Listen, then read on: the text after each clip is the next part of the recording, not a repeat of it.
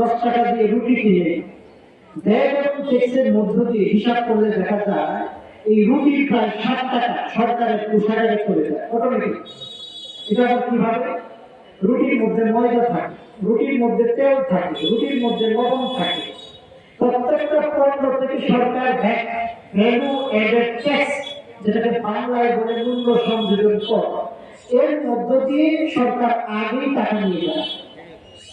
প্রত্যেকবার আপনার থেকে যান, আপনি কিন্তু সরকারকে খাওয়ার আগে ভ্যাট পরিশোধ করেন, অর্থাৎ সরকারের কোষাগারে এই দেশের প্রত্যেক নাগরিক খাওয়ার আগেই টাকা জমা করে।